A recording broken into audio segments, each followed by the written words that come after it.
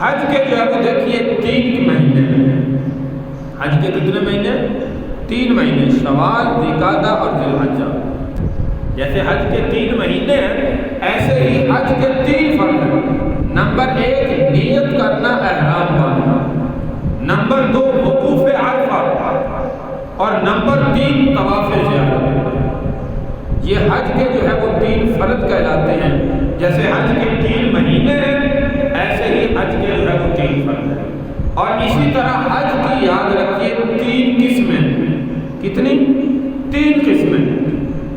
حج کی 3 قسمیں ہیں. جیسے حج کے 3 مہینے ہیں، 3 فرض ہیں، ایسے ہی حج کی 3 قسمیں: حج افراد، حج قران اور حج تمتع.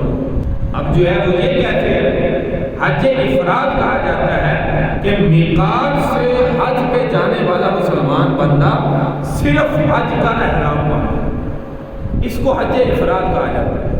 حج کے ارکان سے فارغ ہو اور اس کے بعد جو ہے فرمایا جب کنکریاں مار لے 10 ذی الحجہ کو، کنکریوں کے بعد قربانی کا عمل کر لے، اس کے بعد سر کو جو ہے وہ غسل کروائے، منڈوائے، تو یہ حج کا احرام جو ہے وہ کھل جاتا ہے. یہ صرف حج کا احرام باندھنا، اس کو حج افراد کہا جاتا ہے.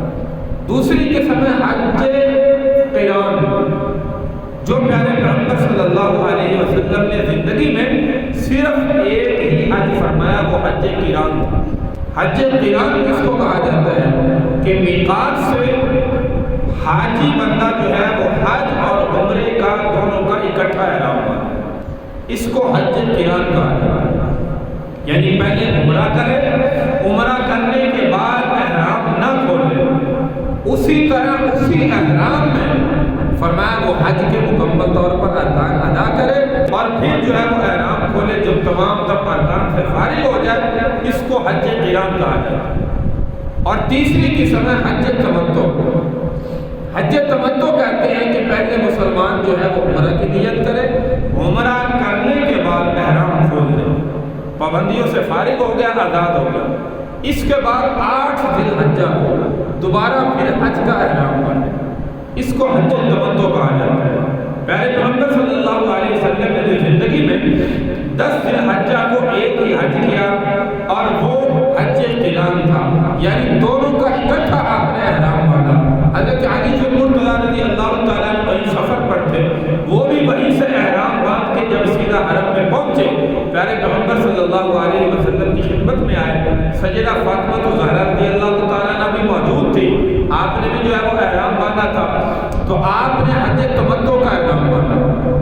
تو حضرت علی مرتضیٰ شیخ خدا رضی اللہ عنہ جب تشریف لائے تو اللہ کے محبوب صلی اللہ علیہ وسلم نے فرمایا، علی تم نے نیت کیا کی تھی؟ جب حضرت فاطمہ الزہرا رضی اللہ تعالیٰ عنہ کو دیکھا کہ آپ نے عمرہ کرنے کے بعد احرام کھول دیا، تو حضرت علی رضی اللہ تعالیٰ نے سوال کیا کہ فاطمہ تو نے احرام کیوں کھول دیا؟ تو اللہ کے محبوب صلی اللہ علیہ وسلم سے پوچھا، یا رسول اللہ میں کیا کروں؟ تو حضور نے فرمایا، علی تم نے احرام باندھتے وقت نیت کیا کی تھی؟ تو حضرت علی مرتضیٰ شیخ خدا رضی اللہ عنہ نے فرمایا، یا رسول اللہ میں نے نیت کی تھی کہ جو میرے اللہ کے محبوب کی نیت ہے وہی میری نیت ہے. تو حضور نے فرمایا کہ میری تو حج قران کی نیت تھی. فرمایا کہ میری بھی وہی نیت ہے. تو حضور علیہ السلام نے بھی حج قران فرمایا تھا ہجری میں، حضرت علی مرتضیٰ شیخ خدا رضی اللہ تعالیٰ نے حج قران فرمایا، اور حضرت فاطمہ الزہرا رضی اللہ تعالیٰ نے حج تمتع فرمایا. تو سب سے افضل حج جو ہے وہ حج قران کہلاتا ہے. یعنی حج اور عمرہ کا دونوں کا اکٹھا احرام باندھنا. حج تمتع بھی جائز ہے، یہ نہیں کہ جائز نہیں ہے. حضور علیہ السلام نے اس حج میں اظہار فرمایا، اپنے خیالات کا اظہار فرماتے ہوئے کہا کہ انشاءاللہ اگر آئندہ سال میں زندہ رہا تو میں حج تمتع بھی کروں گا. تو 11 ہجری میں اللہ کے محبوب صلی اللہ علیہ وسلم کا انتقال ہو گیا، آپ دنیا سے رخصت ہو گئے، اس لیے آپ نے زندگی میں ایک ہی حج کیا اور وہ حج قران تھا.